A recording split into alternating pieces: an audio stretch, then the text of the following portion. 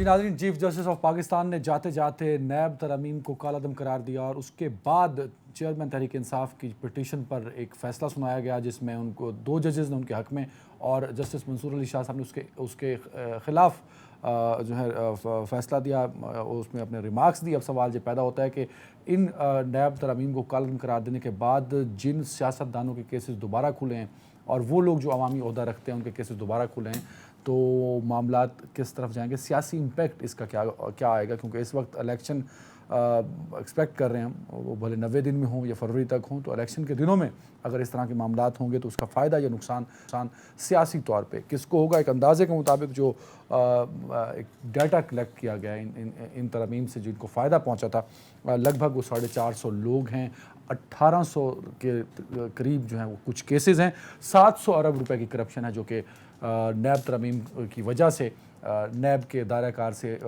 अख्तियार से बाहर चली गई थी, अब वो उनको वापस मिल गई। तो ज़रा प्रोग्राम के शुरू में हम इस पर बात करेंगे। चीफ जस्टिस ऑफ पाकिस्तान कल अपना आखिरी दिन गुजार जाएंगे। आज उनका बतौर चीफ जस्टिस जो एक्टिव दिन था वो आखिरी दिन था। कैसा रहा उनका दौर, इस पर भी हम बात करेंगे। इस पर बात करने के लिए मुझे ज्वाइन किया है सीनियर माहिर कानून मियाँ साहब, बहुत शुक्रिया वक्त देने के लिए। सीनियर माहिर कानून अफजल मरवत साहब है मेरे साथ। अफजल साहब बहुत शुक्रिया वक्त देने के लिए। नज़ीर लगारी साहब सीनियर सहाफ़ी हैं। लगारी साहब आपका भी बहुत शुक्रिया वक्त देने के लिए। सबसे पहले लगारी साहब, मेरी आवाज़ आ रही है सर, तो ये बताइएगा कि नैब तरमीम को कालादम करार दे दिया, क्या मेरिट पे फैसला था उनका? क्योंकि जो इख्तलाफी नोट है मंसूर अली शाह साहब का, वो उन्होंने जिस तरह लिखा है वो तो बहुत सारे सवाल भी खड़े करता है। ऑफ कोर्स उनके इख्तलाफी नोट में जिस तरह पार्लिमान की बालादस्ती की बात की है तो वो कहीं ना कहीं क्वेश्चन मार्क भी है आज के फैसले पे। सर बहुत शुक्रिया अदनान। पहली बात यह है कि इसी एक फैसले की तवक्को थी और जिसके बारे में उन्होंने पेशी कह भी दिया था कि वो फैसला करके ही जाएंगे और वो ये फैसला करके ही गए। उनके तरकश में एक तीर था जो उन्हें छोड़ना था और वो तीर उन्होंने छोड़ दिया। हमारे मुल्क की ये बदकिस्मती है कि इफ्तिखार चौधरी के बाद और इफ्तिखार चौधरी से पहले की सुप्रीम कोर्ट को हम 2 हिस्सों में तकसीम कर सकते हैं। जो उससे पहले थी, हम उसके लिए भी कोई काबिल रश्क किरदार नहीं रहा है। कभी हम नहीं कहते हैं कि जनाब हर आमिर को आने की सहूलत दी है और सिर्फ एक आमिर को गासिब कहा, खाइन कहा, वो याया खान को। वो उसके इक़्तिदार से निकल जाने के बाद जस्टिस हमीदुर रहमान की बेंच ने ये कहा था कि जनाब याया खान खाइन था जबकि वो उतर चुका था। लेकिन उससे पहले जो भी आमिर आया है, जो भी मुतलकुल अनान आया है, जो भी मार्शल आर्ट मिनिस्टर आया है, उसको वेलकम किया गया, उसको उसके वैलिडेशन दिया गया, उसको नजरिया ज़रूरत के तहत जायज़ करार दिया गया। और फिर ये हुआ कि ये तक कहा गया है कि अगर आपका दिल चाहे तो आइन में तरमीम करें। जस्टिस जनरल KM आरिफ ने अपनी किताब में लिखा है कि शरीफुद्दीन पीरजादा ने पूछा अनवारुल हक से कि चीफ जस्टिस साहब आपने जनरल ज़िया को आइन में तरमीम का अख्तियार दिया है? तो उन्होंने कहा मैं कैसे दे सकता हूँ, वो तो पार्लियामेंट नहीं है। उन्होंने कहा तो फिर आपकी छुट्टी, आप घर जाएं, आप नहीं होंगे चीफ जस्टिस। वो तो उन्होंने जस्टिस याकूब को हटाकर आपको चीफ जस्टिस बनाया है, आप नहीं होंगे। तो वो खाना छोड़कर चले गए। लगारी साहब आज का फैसला लगता है आपको बहुत ही बुरा लगा है कि आपने अदालती तारीख के जो तारीख पहलू हैं उनको खोलना शुरू कर दिया। वो ज्यादा हैं, उनकी तादाद ज्यादा है। अवामी सतह पर जो कोर्ट हमें जिस कोर्ट को हम चाहते हैं कि वो मुल्क की आला तरीन अदलिया हो और होनी चाहिए, वो लोगों को इंसाफ दे। इनके दौर में 49,000 केसेस थे पेंडिंग में। मैं दौर पे आता हूँ लगारी साहब, दौर पे मैंने पूरा सेगमेंट रखा है, इतना ताबनाक दौर है उमर अताब बदियाल साहब का। मैं स्पेसिफिकली इस फैसले पे बात करना चाहता हूँ sir. There is a petition ना, इमरान खान साहब की थी, वो आपकी भी हो सकती थी, वो मेरी भी हो सकती थी। तो अच्छा है कि उस पिटीशन पे फैसला दे दिया। भाई आप जिन पिटीशन पे फैसला नहीं दिया उन पे तनकीद करते हैं, और जिन पे फैसला दे दिया कम से कम उनको तो सर वेलकम किया जा सकता है। मेरा ख्याल है कि इसके सबसे बड़े विक्टिम तो इमरान खान साहब बनेंगे, इस फैसले के विक्टिम बनेंगे और वो जल्द बनेंगे। और जब उनको 90 दिनों के लिए ले जाएंगे और अल्लाह ना करे कि फैमिली समेत उनको ले जाएं, और ये जो मुख्तलिफ केसेस हैं उनके ऊपर आराम से उनको ले जाया जाएगा और उनसे 90 दिन के लिए तफ्तीश की जाएगी। सर वेरी और राइट, बिल्कुल ठीक है, बिल्कुल ठीक है। मियां दाऊद साहब, तहरीक इंसाफ वाले बहुत खुश हैं और तहरीक इंसाफ वाले ये भी कह रहे थे जैसे साहब जाते जाते ये फैसला दे के जाएंगे ऑफ कोर्स वो फैसला महफूज किया उन्होंने जो आज सुना दिया। तहरीक इंसाफ क्यों ये एक्सपेक्ट कर रही थी सर? ऐसा की आवाज बंद कर दें हसन साहब अपनी। अच्छा, मैं आपको गुजारिश ये करूं अदनान भाई, मेरा नहीं ख्याल कि तहरीक इंसाफ के अंदर वो लोग जो पार्लिमानी जमहूरियत के ऊपर यकीन रखते हैं या वो सियासी और कानून की बालादस्ती पर यकीन रखते हैं वो इस फैसले से खुश होंगे। अगर वो इस फैसले से खुश नई हैं तो इंफॉर्मेशन मतलब ये मिली है कि मियां दाऊद साहब कि उनकी जमहूरी इक़्तिदार को ओन करते हैं। आज पहली दफा ये आपने कहा है, तो this is a good sign. मैं गुजारिश करता सर। हूं, उसकी वजह पता क्या है? उसकी वजह ये अदनान हैदर भाई, इसका मतलब ये है अगर तहरीक इंसाफ वाले खुश हैं तो इसका मतलब ये है कि फिर इमरान खान साहब को अगर 60 दिन तक नैब अपनी रिमांड के ऊपर अपनी तहवील के अंदर रखता है सर, तो फिर इसका मतलब यह है कि वो जायज होगा, वो दुरुस्त होगा। नहीं, कॉन्टेक्स्ट बदल दिया ना मियां साहब, कॉन्टेक्स्ट ना बदले। देखें जिस तरह इन तरमीम के जरिए नैब को कमजोर किया गया था, ऑफ कोर्स आज के फैसले कोई कमजोर नहीं किया गया। सर कमजोर नहीं था तो और क्या था कि 50 करोड़ से कम की करप्शन नैब हाथ नहीं डाल सकता। आप होस्ट की ना आप होस्ट की जिम्मेदारी मुझे दें जरा। मैं आपसे सवाल पूछना चाहता हूं कि क्या ख्वाजा साद रफी केस के अंदर सुप्रीम कोर्ट ने यह करार नहीं दिया कि नैब पॉलिटिकल इंजीनियरिंग के लिए इस्तेमाल होता रहा है? करार दिया ना, तो भाई तो फिर आपने ऐसे नैब का क्या एचआर डालना है? नहीं, तो क्या उस नैब को ठीक करने के उसके इख्तियारात कम करार करने नहीं दिया कि नैब की वजह से क्या नैब की वजह से पाकिस्तान की मईशत का बेड़ा गर्क हुआ? ये सुप्रीम कोर्ट ने करार नहीं दिया? बिल्कुल दिया ना।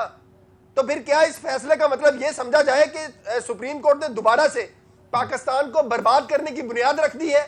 क्या सुप्रीम कोर्ट ने आज फिर यह बुनियाद रख दी है कि तहरीक इंसाफ इमरान खान साहब समेत जो भी सियासतदान है उसको नैब पॉलिटिकल इंजीनियरिंग के लिए इस्तेमाल करे, उनकी बाजू मरोड़े? क्या आज फिर सुप्रीम कोर्ट ने इस बात की बुनियाद रख दी है?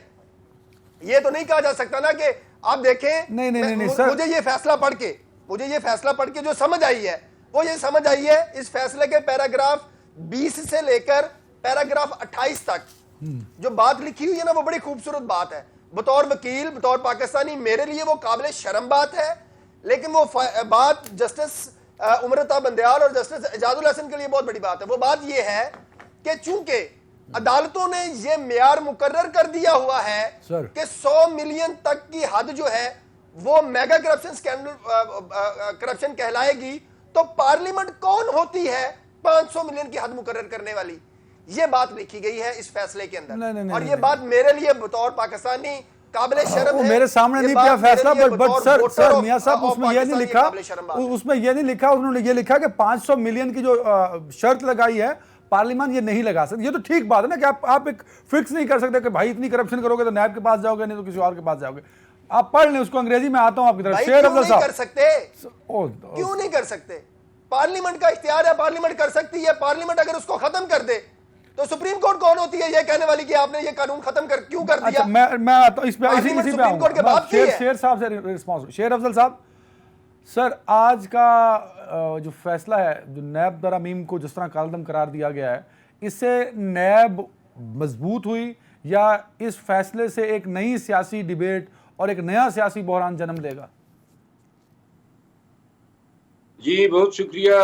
सुप्रीम कोर्ट में चेयरमैन पीटीआई इमरान खान साहब का केस ये था कि जो नेब की कवानीन में तरमीमात की गई उनके रूह से एहतसाब का जो अमल है उसको कमज़ोर किया गया और नेब को एक टूथलेस इदारा बनाया गया।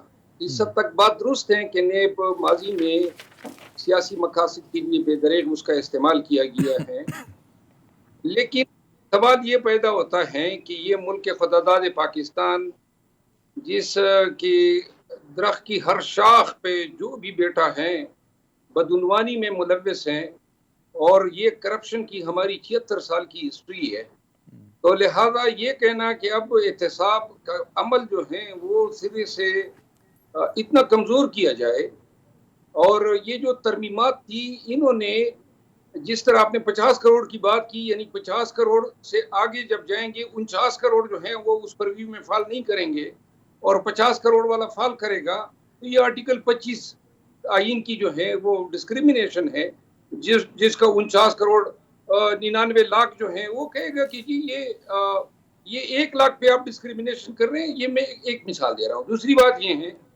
कि 184(3) के तहत ओरिजिनल जुरिस्डिक्शन एज्यूम करते हुए सुप्रीम कोर्ट के सामने सवाल ये था कि क्या जो पाकिस्तान के नेशनल एक्सचेकर से डाकों के जरिए, बदउनवानी और करप्शन के जरिए जो पाकिस्तान का पैसा लूटा जाता है और लूटा जा रहा है और जो मनी लॉन्डर करके बैरूनी मुल्क भेजे जाते हैं, इसकी सैकड़ों मिसालें हैं। तो लिहाजा सर ये जो पैसा आपने है जो हवाले दे दिए, फिर का मुझे मजबूर कर देना मियां साहब की बात को मानने के लिए। आप जो आर्गुमेंट दे रहे हैं उसके लिए तो अच्छा था कि ये मामला पार्लियामेंट का था तो पार्लियामेंट में रहता ना, सुप्रीम कोर्ट ने इसको अपने पास टेकअप करने के। मियां साहब कुछ कह रहे हैं। मेरा शेर मरमत साहब से ना बतौर वकील एक बड़ा सादा सा सवाल है, वो मुझे पूछ लेने दें।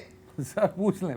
मैं शेर अफजल मरमत साहब से सिर्फ ये बात पूछना चाहता हूं कि क्या आप बतौर तहरीक इंसाफ इस बात को तस्लीम करेंगे कि इमरान खान का इन तरामीम के कलदम होने के बाद 60 दिन का नैब रिमांड ले? क्या ये बात आप तस्लीम करेंगे? क्योंकि नैब को अब अख्तियार मिल गया है। बताएं। देखिए, इमरान के खिलाफ जो नैब के केसेस हैं, 2 रेफरेंसेस, उन दोनों में अगर वो रिमांड लेते हैं, पहली बात तो ये है कि रिमांड एक डिस्क्रिशनरी ऑर्डर होता है। ये तो लॉ प्रोवाइड करता है मैक्सिमम, वो 10 दिन भी हो सकता है, 20 दिन भी हो सकता है। केस के मेरिट्स पे डिपेंड करता है, उस प्रोसेस पे डिपेंड करता है क्या चीज दरकार है, किस चीज के लिए रिमांड जो है जरूरत है। तो लिहाजा दूसरी बात ये है कि चेयरमैन पीटीआई को पहले भी जब ये कहा गया कि जी ये तरमीमात से खुद चेयरमैन पीटीआई मुस्तफीद हुआ है, तहरीक इंसाफ के और भी बहुत से लोग तो हुए ना इन तरमीम से, सबको फायदा हो रहा था, ये खास पार्टी को तो फायदा नहीं हुआ था। नहीं, आप बताएंगे ना कि कौन मुस्तफीद हुए? मुस्तफीद जो हुए थे वो परवेज खटक साहब हुए थे, महमूद खान हुए थे, आजम खान हुए थे, बुजदार साहब हुए थे। तो करें ना इनका एहतसाब। नहीं, तो ये तहरीक इंसाफ थी ना सर, ये कौन सा कोई एमक्यूएम से आ गए थे, बीजेपी से तो नहीं आए थे ना, they belong from the PTI. 60 दिन का रिमांड कबूल है जी इनको। ये आप अब इसके बाद इनके साथ क्या बहस रह जाती करने वाली? कोई बहस नहीं रह जाती, वो तो कह रहे हैं खत्म होगी बात। देखिए, 60 दिन का हो या 90 दिन का रिमांड हो, कोई बात नहीं है। अगर कानून प्रोवाइड करता है हम फेस करेंगे, हमारी सेहत पे कोई असर नहीं है। बिल्कुल गलत बात है, ये गलत बात है, ये बिल्कुल गलत बात है। नैब बदमाशों का कानून था, नैब जर्नैलों का कानून था। आज तक किसी जर्नैल का 90 दिन का रिमांड हुआ तो किसी सियासतदान का? इमरान ने कहा कि ये पॉलिटिकल इंजीनियरिंग है, चाहे इमरान खान है चाहे नवाज शरीफ है। क्यों इमरान खान का 90 दिन का रिमांड हो? क्यों इमरान खान का 60 दिन का रिमांड हो? ताकि आप नैब जो है वो इमरान खान को अंदर रख के उसके ऊपर तशद्दुद कर सके, उसे अपने मर्जी की बयानात दिलवा सके। इसी चीज को तो काउंटर करने के लिए ये तरामीम की गई थी। आप क्या बात कर रहे हैं? आप तहरीक इंसाफ के वकील होकर इस बात का इतराफ कर रहे हैं कि 90 दिन का रिमांड अगर नैब इमरान खान का हो जाता है। कानून की बात कर रहे हैं ना मियां साहब, मरवत साहब कानून की बात कर रहे हैं, एटलीस्ट कानून के साथ तो खड़े हैं ना लगारी साहब। भाई ये कानून गलत था, ये कानून गलत था। Sir this should decide by the parliament ना, नॉट द सुप्रीम कोर्ट। लगारी साहब इख्तलाफी नोट आपने पढ़ लिया होगा, मंसूर अली शाह साहब ने तो पार्लियामान की बालादस्ती की बात की है, पर ये जो बाकी 56-55 सफ़े बनते हैं उन्होंने लगे कहीं पार्लियामान का हक अपने पास रख लिया हो। अच्छा होता कि फुल कोर्ट बुला लिया जाता, नए चीफ जस्टिस के पास ये केस रेफर कर दिया जाता, बट उन्होंने कहा कि मैं शॉर्ट एंड स्वीट फैसला दे के जाऊंगा। तो गुड टू सी यू से वो स्वीट फैसले तक क्या चाहते क्या थे चीफ जस्टिस?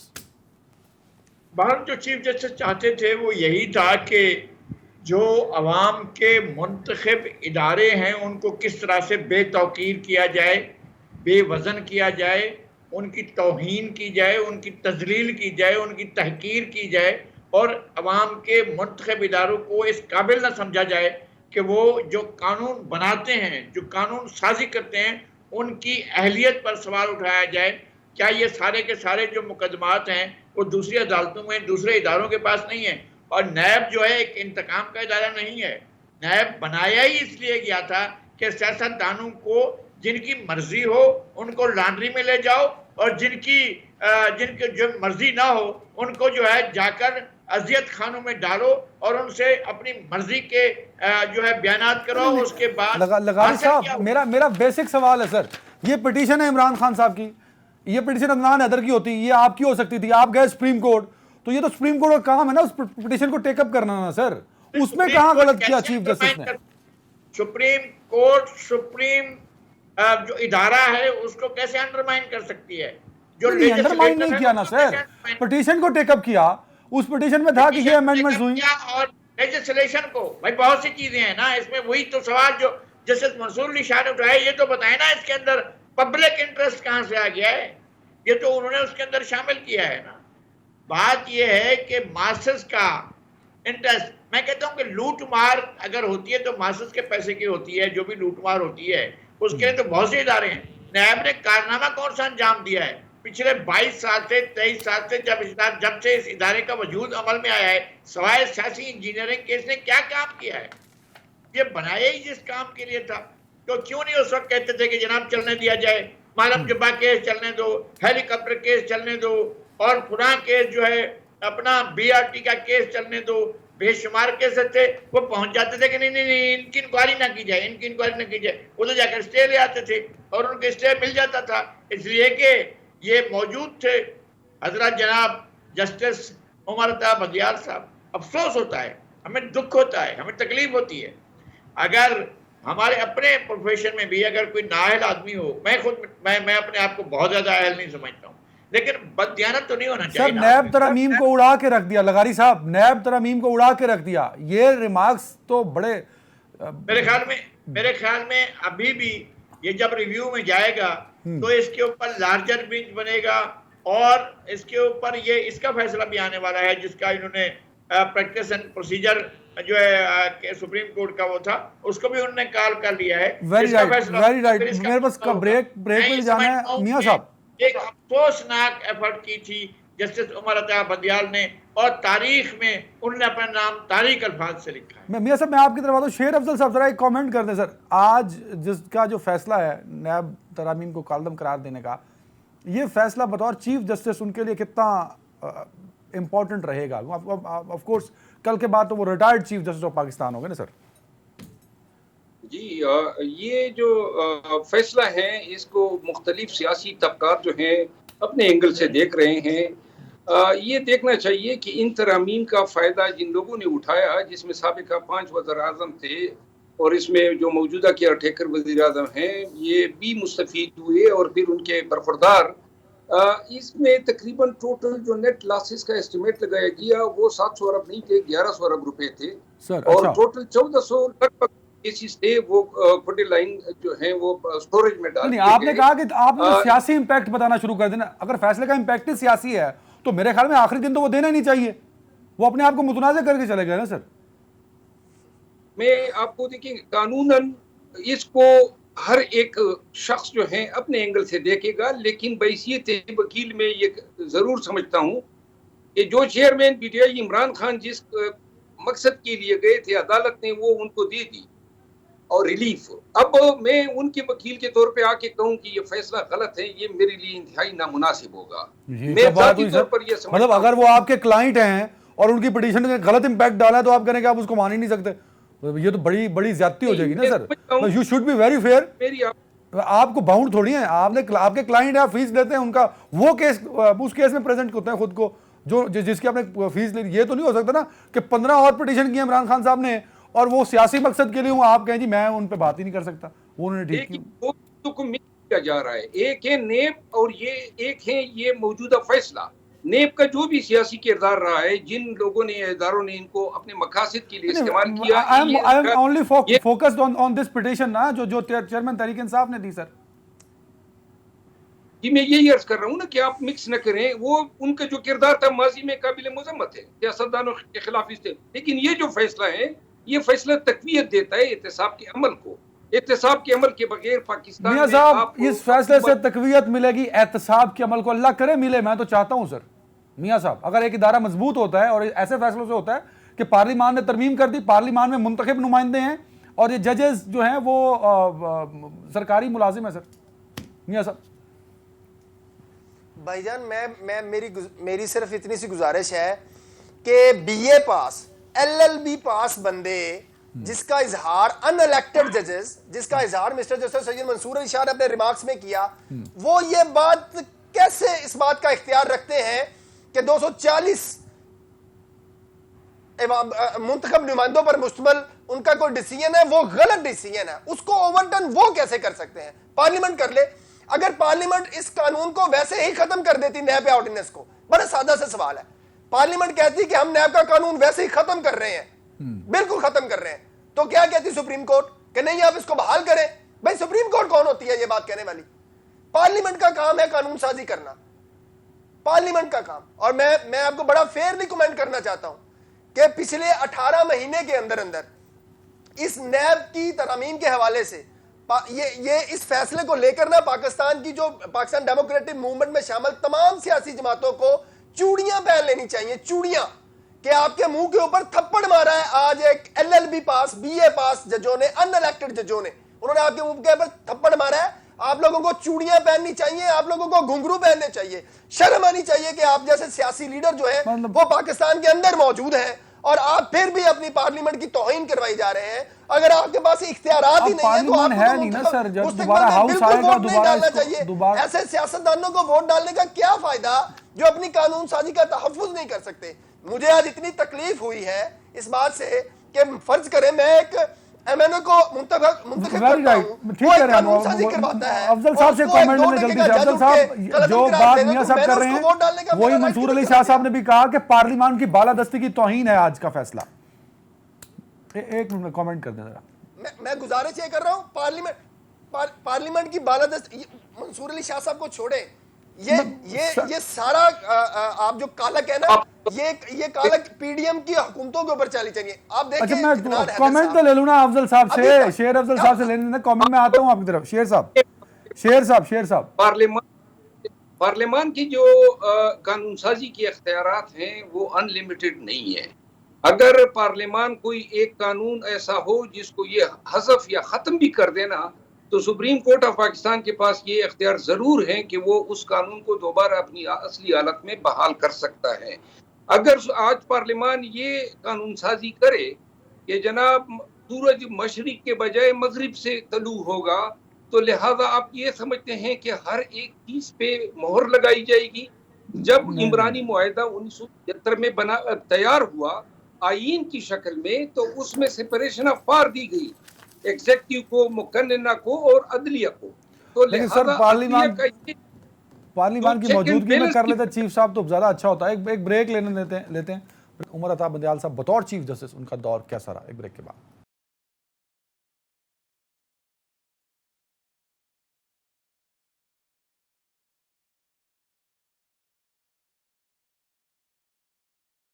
Welcome back. नज़ीर लगारी साहब, उमर अता बंदियाल बतौर चीफ जस्टिस ऑफ पाकिस्तान, कैसा दौर रहा उनका सर?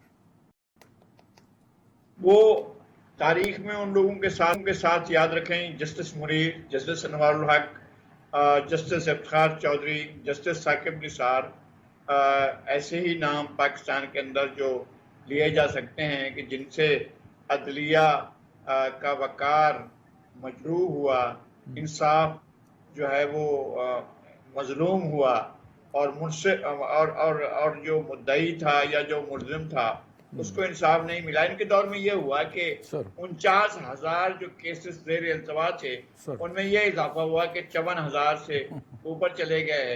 वो सियासी इंजीनियरिंग में एक टूल के तौर पर इस्तेमाल किया गया है। इंतहाई काबिल एहतराम, मुल्क की काबिल एहतराम। ये जो आप बात करेंगे सियासी तौर पे इस्तेमाल, गुड टू सी यू को सामने रखते हुए आपने ये ऑब्जर्वेशन है आपकी, ये क्या? बहुत सी और चीजें हैं जिन्होंने आइन साजी की। ये नहीं, मैं नहीं कह रहा हूँ, खुद बिरादर जजों ने ये कहा कि जनाब आप नया आइन लिख रहे हैं।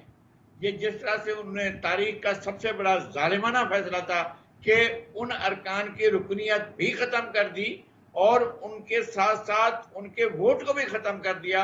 और ये तारीख का एक इंतहाई अफसोसनाक अदालती तारीख का और पार्लिमानी तारीख का अफसोसनाक वाक़या था जिसकी कोई मिसाल नहीं दी जा सकती है।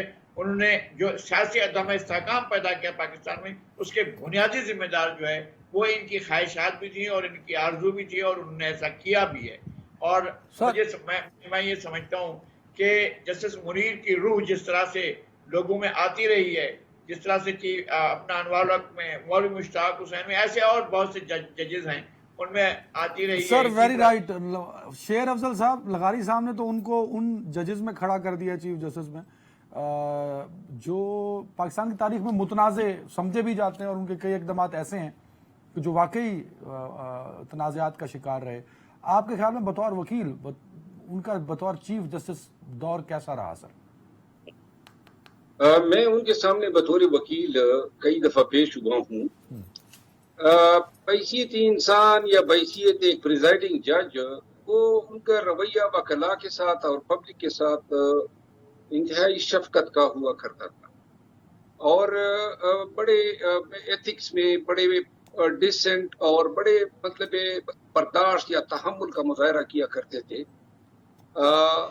लेकिन बैसियत चीफ जस्टिस ऑफ पाकिस्तान इस हद तक मैं इत्तेफाक करूंगा कि अब जब ये जा रहे हैं तो इनके फैसलों की वजह से या फैसलों पे अमल दरामद न करने की वजह से अदलिया जो है वो एक बेतौकीर अदलिया को छोड़ के जा रहे हैं।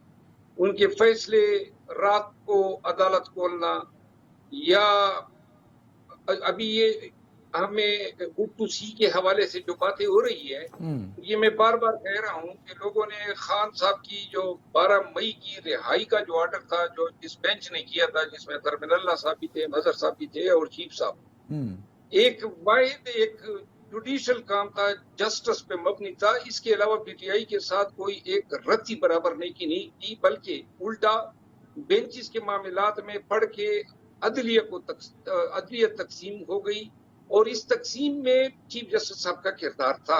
उनको चाहिए था कि अपनी टीम को कोहिजन के साथ, यूनिटी के साथ पूरे सुप्रीम कोर्ट को उनका टिल्ट रहा तहरीक इंसाफ की जानिब, मतलब ये एक परसेप्शन है। आप कह रहे हैं कि नहीं ऐसा नहीं है?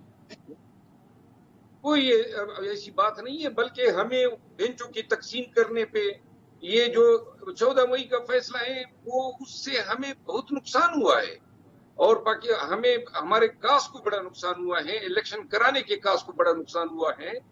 और मैं ये कहूंगा अंग्रेजी की एक ये है कि उसका जो दौर था वो मिक्सचर था, मिक्स ब्लेंडिंग थी राइट और रॉन्ग की।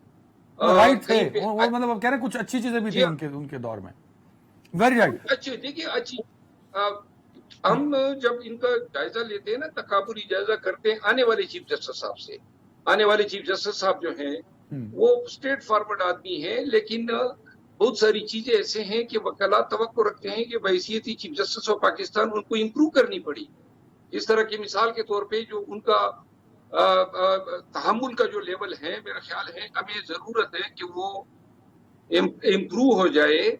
और दूसरा जो है हम समझते हैं कि वो एक मजबूत आसाब का मालिक है और उनको झुकाना या वेरी राइट, बिल्कुल ठीक है मियां साहब। अच्छी चीजें भी थी और बुरी चीजें भी थी।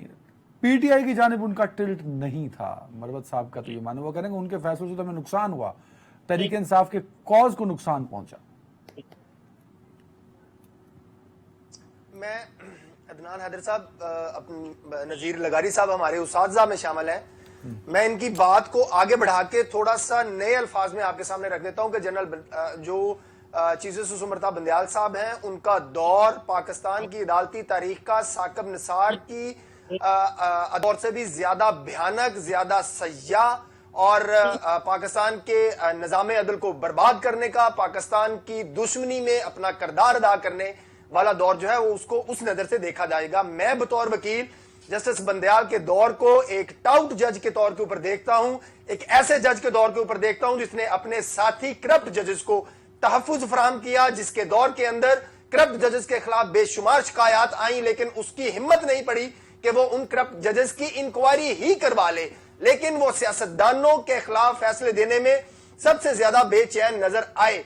मेरी नजर के अंदर जस्टिस बंदयाल का दौर नहीं मियां साहब, ये आप ज्यादती कर रहे हैं। सियासतदान अपने सियासतदान खुद ही चल के गए ना उनकी कोर्ट में। सियासी फैसले इसलिए उन्हें करने पड़े मियां साहब कि आपके सियासतदान जिन पर बड़ा मान था आपको, और है भी, जो जमहूरियत के बड़े मजबूत पिलर हैं, आप समझते हैं उनको, वो खुद ही ले गए ना उनकी कोर्ट में अपने सारे मामलात को उठा के। पार्लियामेंट खुद ही पहुंच जाता था हर 2 महीने बाद। नहीं वो बिल्कुल नहीं लेके गए, बल्कि प्रोजेक्ट इमरान खान में शामिल साकिब निसार समेत जस्टिस बंदयाल जैसे टाउट जजेस ने बुला कर पाकिस्तान के सियासी निजाम को, पाकिस्तान के इंतजामी निजाम को, पाकिस्तान के जो जुडिशियल सिस्टम है उसको बर्बाद करने की कोशिश की। अगर सियासतदान चले गए थे या लेकर जाते थे अदालतों के अंदर, प्रोजेक्ट खान में अगर ऐसा होता तो शेर साहब उसको मान लेते। शेर साहब तो कह रहे हैं उन्होंने नुकसान पहुंचाया भाई, उनके फैसलों ने तो तहरीक इंसाफ के। मुझे शेर साहब की राय का एहतराम है, लेकिन मैं शेर अफजल खान साहब की राय से इत्तेफाक नहीं करता।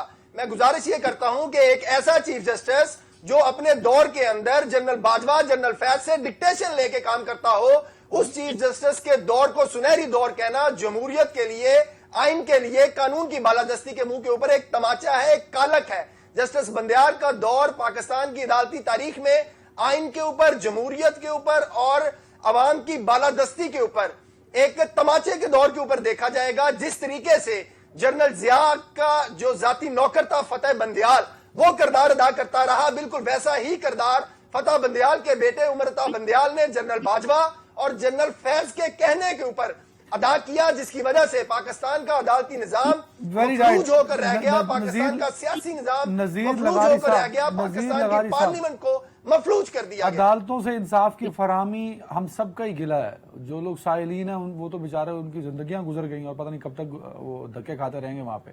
क्या आने वाले नए चीफ जस्टिस जो हैं वो कुछ रिलीफ दे पाएंगे उनकी उम्मीदों को जो वो अदालतों से लगाए बैठे हैं?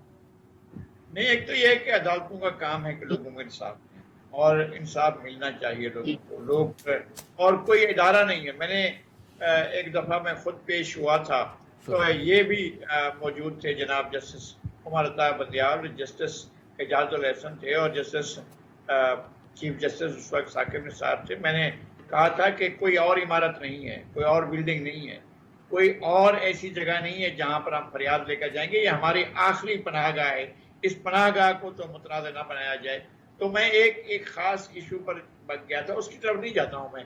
उस वक्त भी उन्होंने ऐसे जस्टिस उमर अता बंदयाल तो बोले नहीं थे, लेकिन उस वक्त बोलने का तो एक ही पैमाना था कि वो जस्टिस साकिब निसार बोला करते थे, जो भी कहते थे वही कहते थे।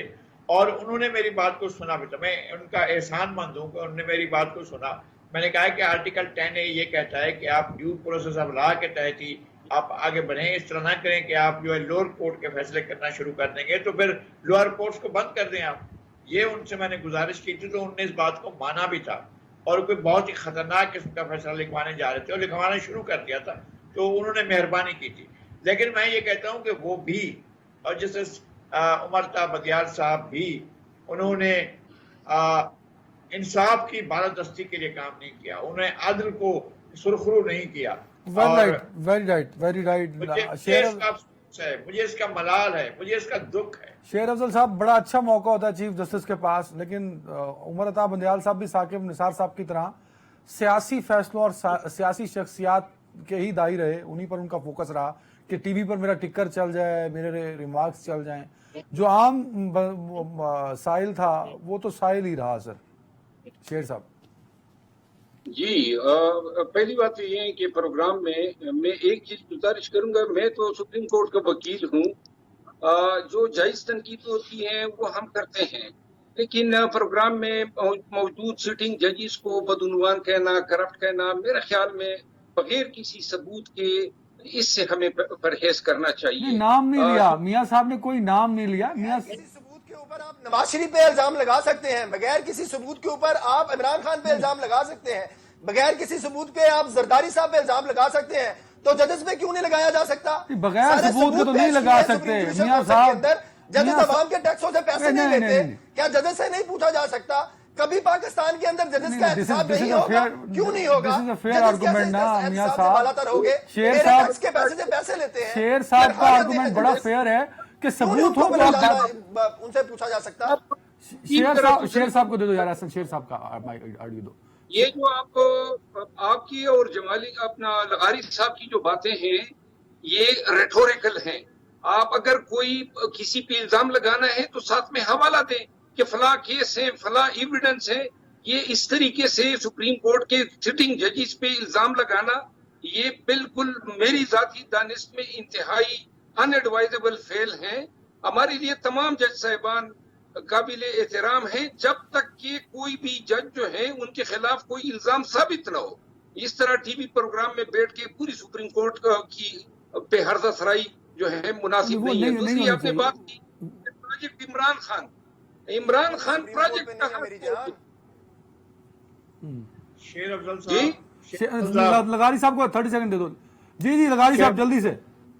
शेर अफजल साहब, मैं सिर्फ ये मैं मेरी गुजारिश महज इतनी है, nobody should be condemned unheard. एक तो ये है, और दूसरी बात यह है कि जब तक किसी के खिलाफ कोई चीज साबित नहीं होती उस वक्त तक उस शख्स को मासूम समझा जाना चाहिए। हमने सियासी तमाम लोगों को गुनाहगार सर वेरी राइट, टाइम खत्म हो गया मेरे पास। मेरे तीनों मौजूद मेहमानों को नाज़रीन उम्मीद करते हैं कि नए चीफ जस्टिस जब आए तो रिलीफ आम साहिल को भी मिले। ये टिकर न्यूज़ चैनल और रिपोर्टर्स की जो दस्तरस्त है सहाफ़ियों की, उससे नए चीफ जस्टिस को बचना चाहिए। उम्मीद तो यही है और उम्मीद पे दुनिया कायम है। अपना ख्याल रखिएगा। अल्लाह हाफ़िज़।